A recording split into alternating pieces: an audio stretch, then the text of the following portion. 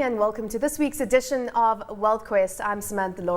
Now, we often consider resource shares when wanting to invest in commodities. Now, in doing so, we take on the company-specific risks and the ensuing issues related with the company, its management team, and any systemic issues which relate to this.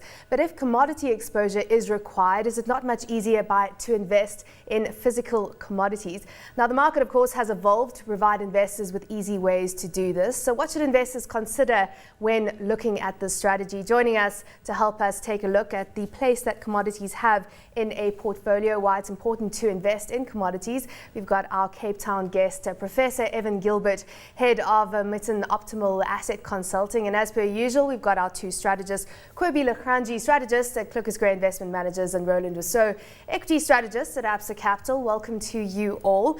I want to throw to you quickly, Roland, to start off with. I mean, we've got, of course, cash, bonds, property, equity, all the asset classes. How does a commodity and how does commodity exposure fit in with the strategy here?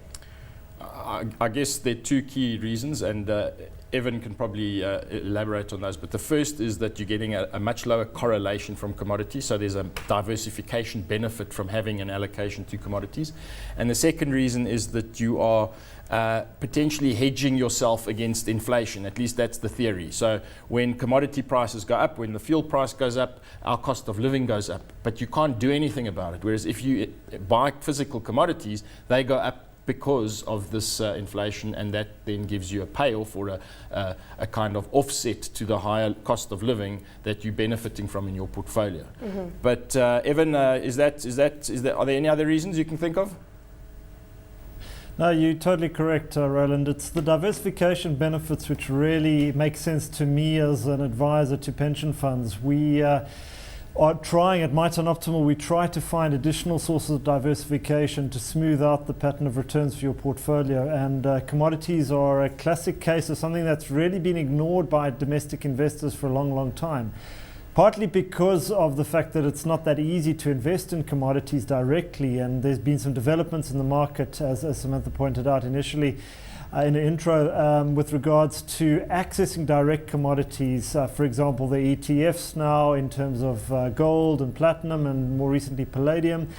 But through the futures market particularly, you can get access to a much wider range of direct commodities. Mm-hmm. That's the one reason, the lack of access. But the other reason is that traditionally South African investors have tended to see resource equities as being commodity exposure. But our research shows that while there is a positive correlation between commodity prices and the value of those shares, first of all, we limited to the shares that are mining particular commodities. So you don't have a full range. For example, you can't invest in a farming company. And secondly, the correlation between the returns of the direct commodities, of the commodity prices, and the returns of the shares are not as highly correlated as you might think. And as a result, then there is opportunity in terms of a diversified portfolio for using direct commodities. Because you're taking on all the other risks. And certainly investors who had that view that resources are commodities, or there's that strong correlation, have had to rethink that very much in the past 2 years or so, given what commodity shares have done, and certainly commodity prices have been a different story. But let's talk about how commodities are consumed by us in our everyday lives. Well, I mean, I think the first thing and the first starting point to having this debate is when we think about commodities, we think about the normal kind of commodities that we think about on the market. We think of gold, we think of platinum, we maybe think of palladium, coal, any of those kind of things. But if you look at your screen right now, you'll see some work that was done by MitonOptimal. And as a matter of fact, if you go and you talk to Stats SA, they'll show exactly the same type of data. They're looking at two quintiles here. They're looking at a low-income quintile and they're looking at a high-income quintile. And they're saying, what commodities do we actually consume? Now, just looking at the high-income quintile, that's that portion over there, you could see how much of it is made up out of the food basket, the electricity basket, and the transport basket. And in the same way, if you fall within the low-income quintile, this is now LSM right at the bottom, 1, 2, 3, 4, maybe even 5. Look how much you're actually spending on food, electricity and transport. You're probably spending about 53% on the food basket. So if we actually have to look at the type of commodities that we're actually consuming, and that is probably well correlated with us for a living standard, it would be those on the screen there. Here you can see the food basket the electricity, what you would use, coal in this country, for instance, and in transport, as far as transport is concerned, as far as oil is concerned. So, I mean, even from my perspective, you then put an index together out of these commodities rather than trying to focus on the normal commodities that people would utilize, such as gold and platinum and palladium and so on. Yes, Cobie, this is a very interesting case because when you think about equities, there normally is an index. There's a market index, some sort of a combination of those shares which represents the market, and the market capitalization, in other words, how big the market cap of the companies is normally the weights used for that type of index. However, when you look at commodities, there's no direct comparison. It's not like gold is larger than oil or in some way of measuring it. So people have struggled with combining these commodities to kind of get the right basket from an investments perspective. And if you look offshore, there's a huge range of different types of commodities, each emphasizing some different aspect, whether it be the spread across commodities is determined by the liquidity of the markets in those commodities, maybe just pure diversification, having the broadest range of commodities. And what we've tried in terms of the local markets, there is a product that Standard Bank have put out which uses the production quantities of commodities in Africa, the African continent, as a basis for combining them into a portfolio. Now, we didn't find that particularly persuasive, and so what we did is exactly what you pointed out there, Cobie, is to go back to basics and say, what do people spend their money on? Now, this approach has a lot of value in the sense that it gives you a bundle of commodities that matches the individual's exposure to those particular commodities. Notice it's not a direct exposure, because the CPI, the Consumer Price Index, uses the prices of the goods that are consumed as the measure of inflation. But what we're doing here is looking at the key inputs in each of these categories, the food, the energies, and the transport, and we've then built a basket based on those combinations. And so yes, we think that the right way to look at direct commodities from an investing perspective is to say, well, what basket best matches the individuals or the consumer's experience of those commodities, and then construct a commodity around that, at least a basket of commodities around that.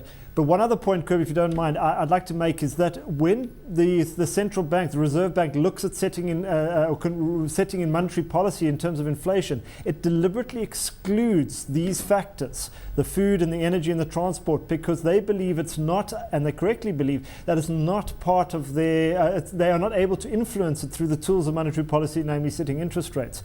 And so what we found is that this combination of, say, a money market type of investment with this commodity bundle is a much better way of giving you an investment that will match the experience of inflation, as opposed to the numbers maybe that are put out on a monthly basis. Evan, we've got a graph that shows the performance, if I can call it that, of the commodity consumption index, if that's what CCI stands for, and it compares it to That's correct. the equity performance and the performance of gold as a precious metal commodity.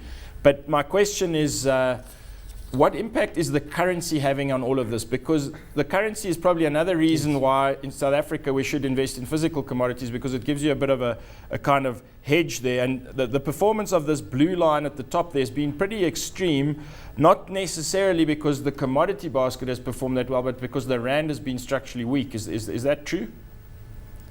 That is correct. Although you will notice on that same graph, Roland, that I hope is still up, that the yellow line there is the gold price, and that is also in rand. So the commodity, at least the rand effect, is still being seen in both, but yet certain commodities more recently have shown much greater price appreciation, and in particular you're looking at food and energy over the more recent periods. We had oil going to $150 a barrel. We had food prices increasing, leading to food riots in just before the 2008 financial crisis. So we haven't quite had those same increases, but we've had significant increases as well. But you're completely correct about the rand hedge kind of characteristics of this index, because these prices are set on international markets, and therefore the rand will influence the value of the commodities that are traded domestically. So why would one choose a product like this as opposed to, say, going to the ETF, ETN market and cherry picking some of the exposures that you could get there? And of course, you don't get the broad range of exposures that potentially that you'd include in this basket, but there are more and more options that are being brought to the market. Sure. No, absolutely, Samantha, you're right. And we are actually trying to support the development of that market in the sense of providing more choice. The ETF market, you've essentially got one combination or one bundle that's available through the Standard Bank African Production Commodities Index, which as I said, gives you a combination of access to a combination of commodities, but the weights of these commodities are really, we feel, set on a basis that's not directly relevant to the retirement needs of South African consumers, which is CPI. So that's one thing. If you were to go directly to individual commodity ETFs, for example, gold, platinum, palladium, first of all, you're quite limited to those precious metals. Yes, more and more ETFs will come onto the market, which will help you, but you've still then got the problem of combining them into some particular bundle. Now, this bundle that we're proposing is just, one of an infinite array of potential bundles that may be created. So, as the market deepens and as more and more instruments become available, sure, people will have the ability to choose and target their exposure, and possibly therefore make active decisions in the sense of saying, well, I believe that gold is going to recover for particular fear issues or global inflation issues, so you may want to overweight that. Ours is very much a static approach, which says, short of actually actively taking views with regards to commodity price changes, you would, at least with this approach, get something that's balanced, that's matched to your exposure as an individual to commodities, and can complement in terms of the diversification benefits the rest of your investment retirement portfolio. Yeah. Well, Evan, unfortunately, we come to the end of the show, and certainly lots to talk about on the commodities front. But quick one from you, Cobie, because you've got a graph and you've got 15 seconds. Well, let's just quickly wrap this all together for you. If you have a look at your screen right now, you'll see the back-tested numbers as far as this index is concerned. It's a risk-return scatter plot. It shows you the risk on the x-axis over there and the returns that you could potentially be generating on this side over there. And there you can see that actually the commodity basket that Evan was talking about. You can see its profile. You're certainly assuming risk, but you certainly over time have actually generated fairly decent returns.